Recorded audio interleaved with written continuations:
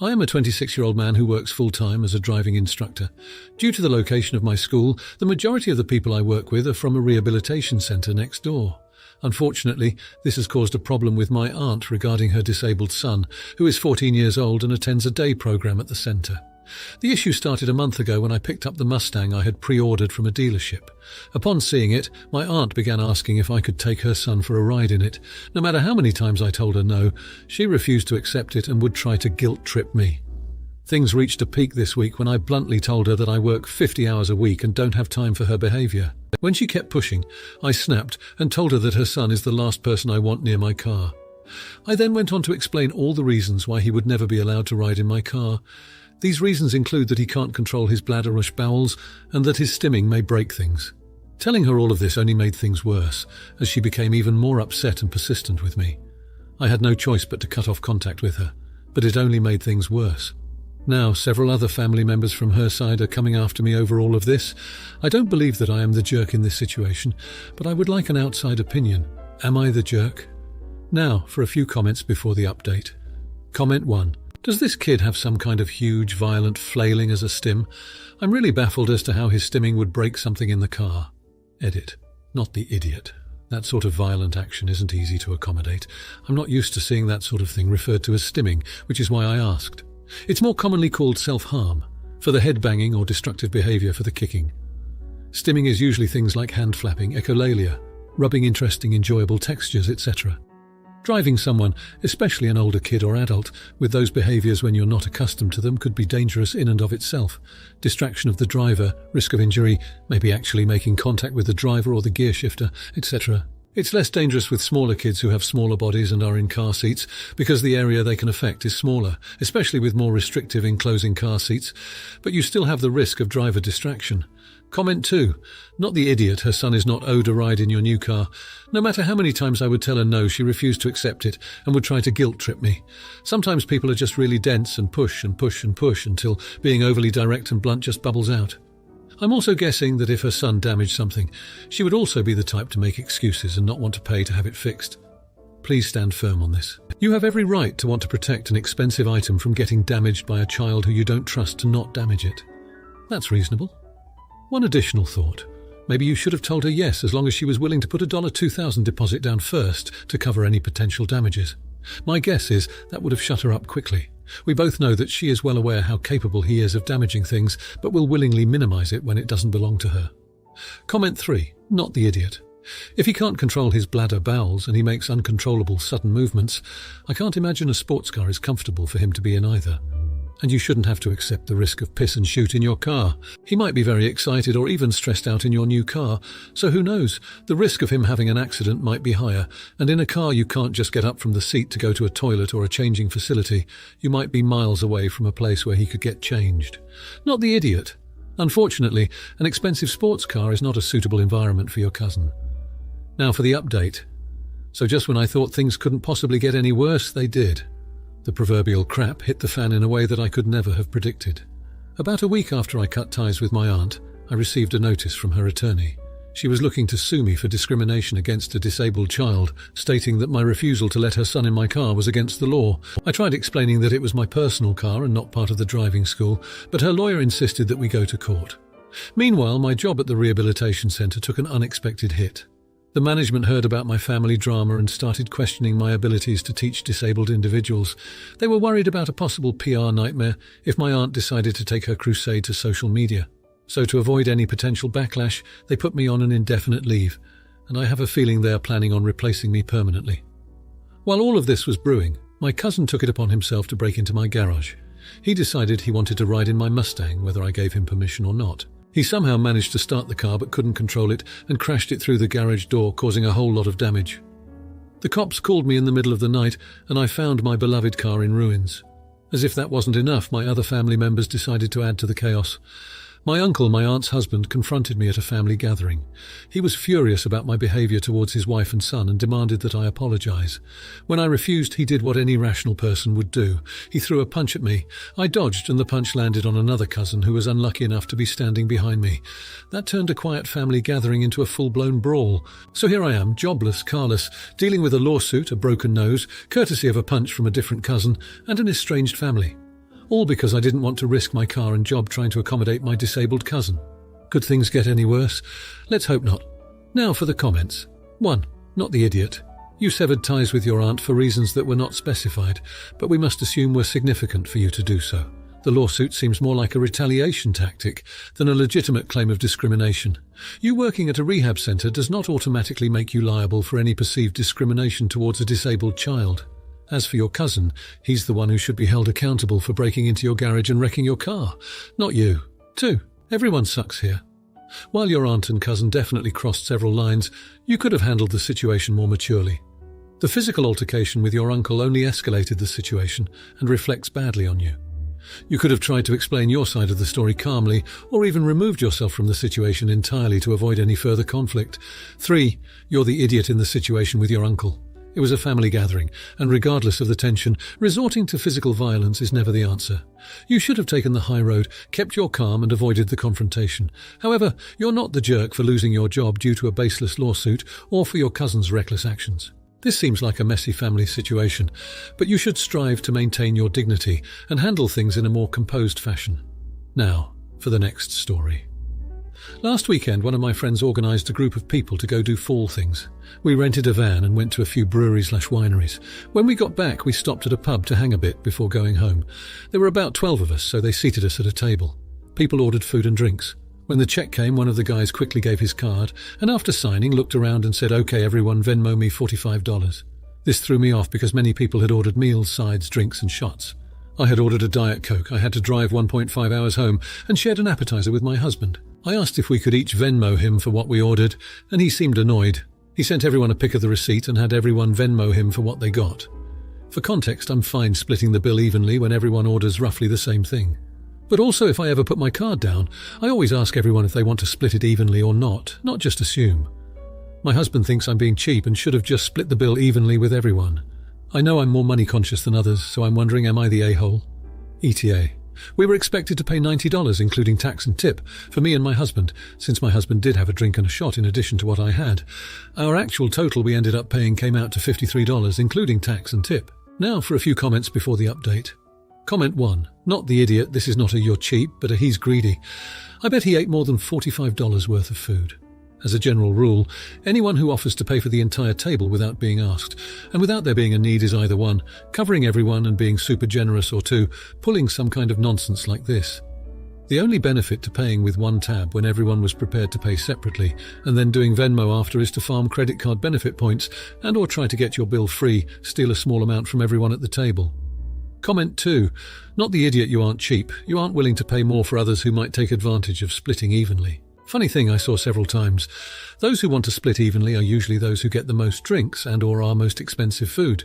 That way they can save some bucks, and others don't want to speak up because they will be called cheap from exactly those persons. Comment 3. Not the idiot can't freaking stand people who do this. The guy orders half his body weight in food and alcohol and then gets to look all magnanimous by putting the bill on his Credit One card, even though he's basically using his friends as coupons. Now for the update. So, it has been a month since the brewery and winery tour. Unfortunately, things with our group of friends have taken a turn for the worse. Ever since the incident at the pub, there's been a noticeable tension and a sense of unease whenever we've seen each other. We all met up again for a small gathering a couple of weeks ago, and it was painfully awkward. The friend who'd paid the bill at the pub was quite cool and distant to both me and my husband. His frosty demeanour set a chill in the air that everyone could feel. We tried to lighten the mood and gloss over the tension, but it was clear that the pub incident still lingered on in everyone's minds. My husband tried to talk to him about it privately, but he brushed it off, saying it was no big deal, while his eyes told a different story. We thought time might heal the wound, but our once regular lively conversations have dwindled. Our group chats, which were once active all day with light-hearted banter and memes, have become eerily quiet. In an attempt to make amends, we decided to host a dinner at our house last week. We made sure to keep it casual, and everyone ordered what they wanted. We picked up the tab without any discussion about splitting the bill. Despite our efforts, the friend who'd paid at the pub ended up leaving early, and a couple of our other friends followed suit. The evening, intended to be a bridge to mend our friendship, ended up being another reminder of the growing rift. My husband, who initially thought we should have just split the bill, now regrets the whole debacle. We've both concluded that our stance on the bill, whether right or wrong, was not worth the strain it has put on our friendships. In retrospect, we would have gladly paid the extra $37 to avoid this fallout. It's heartbreaking to see friendships that have weathered much tougher storms shaken over something so trivial. It's a sad reminder that sometimes pride and principle can cost you more than money. Currently, we're in a weird limbo. No one has explicitly addressed the issue, but it's there like an elephant in the room. We're not sure how things will pan out from here. We hope our friendships are stronger than this incident and that eventually we can return to the camaraderie we once had. But right now, it feels like we're walking on eggshells around each other, and the uncertainty of it all is quite disheartening. Now, for the comments. 1. Not the idiot. Paying the bill was a generous gesture, and it's understandable that you may have felt taken advantage of if your friends didn't show any gratitude. It's also natural that you would pull away after feeling unappreciated. That said, communication is key in any relationship. If you felt your friends were being unfair, it would have been better to voice your feelings rather than become distant. 2. You're the idiot. A brewery and winery tour sounds like a relaxed, fun outing. Even though you paid the bill, it doesn't give you the right to hold it over your friends' heads. You should have communicated your expectations about them contributing to the bill beforehand. Now your friends are probably confused and hurt by your sudden coldness. 3. Everyone sucks here.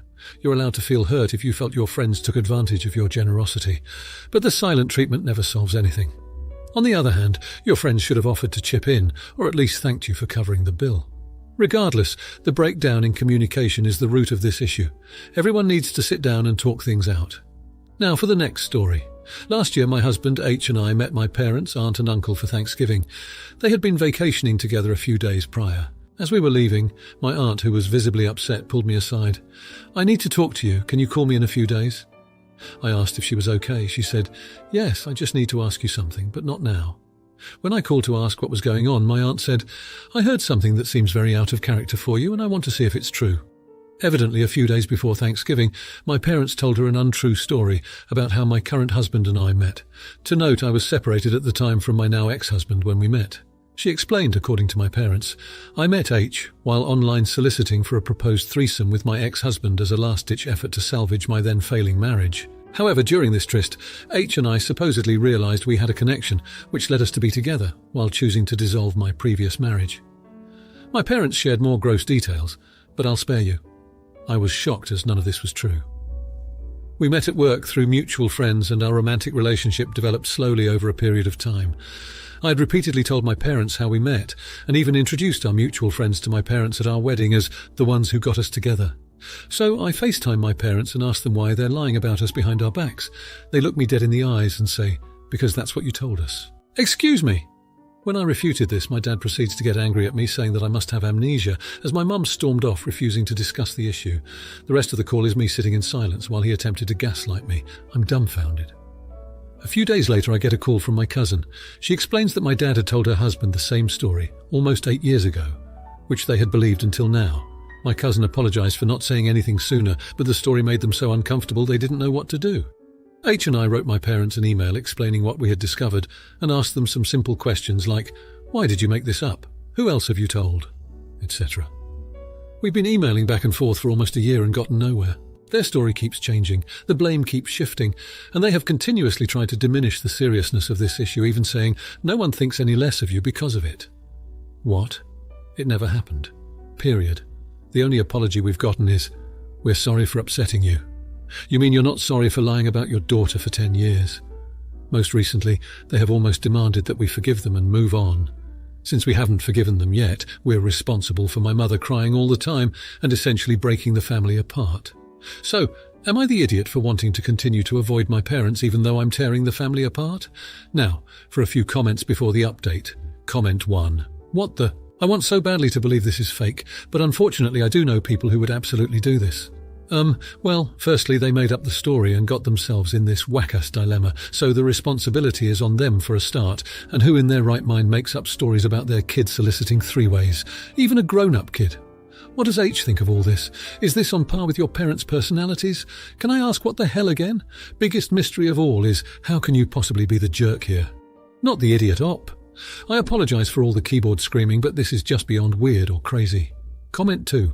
Not the idiot. I literally laughed out loud at "no one thinks any less of you because of it." About something that is made up, lol. It's so ridiculous that it's funny. Have they always been this way? I mean, making up stories for no reason, no accountability. Comment 3. Not the idiot, they never explained nor gave you an appropriate apology. But also, is it their first time? Did you notice something else that feels off? Because this lie seems to be a little too big and weird to be just a lie. Now for the update. So here's the latest. 2 weeks ago, my husband and I were invited to my cousin's wedding. You know, the kind where everyone you've ever met is there, including my parents. I was pretty nervous, what with the family drama still fresh and unsorted, but we decided to go, ready for any possible confrontations. Halfway through the reception, my father got up to give a speech. Now, I wasn't expecting this, as he wasn't the father of the bride or groom. He started talking about family unity and forgiveness, and I could sense where it was going. Then, in front of everyone, he recounted the false story of how my husband and I met, again. The room erupted in applause. My husband and I were mortified. I stood up, the room silent in anticipation. I corrected the story, mentioning that we met in college, not on a charity trip to Africa, as my father had been telling people for nearly a decade. The room was silent. My mother started crying, and my aunt, the same one who told me about the false story, looked furious. Not at me, but at my father. My dad just stared at me in shock.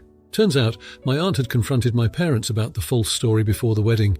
My parents, however, remained unapologetic, insisting that the Africa story was more interesting.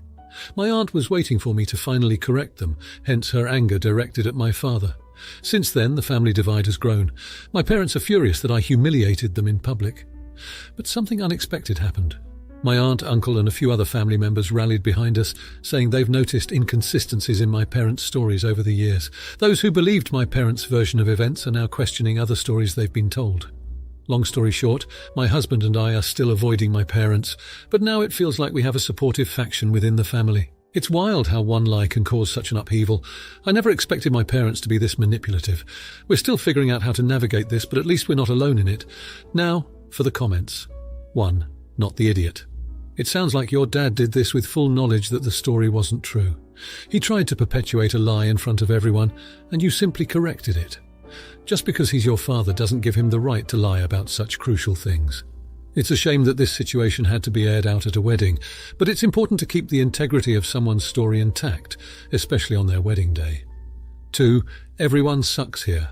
While your father should not have told a false story, a wedding reception is not the right place to correct it. It's understandable that you wanted to protect your cousin's narrative, but it could have been handled in a more discreet way. Instead, it caused more drama at an event that should be about love and celebration. It's unfortunate that the situation has caused a divide in your family, but hopefully with time, things can begin to heal. 3. Info. Was there a particular reason why your father lied? Did he maybe misunderstand the story? If he was fully aware that he was spreading a false story, then definitely not the idiot. However, if he had misunderstood the story and shared it innocently, then you're the idiot for publicly correcting him. A more tactful approach would have been to wait until after the speech, then privately correct him. If you like this video, you'll probably like these too. Also, while you're here, please consider subscribing. It's your support that keeps this channel alive and allows me to make better and longer videos. Have a great day!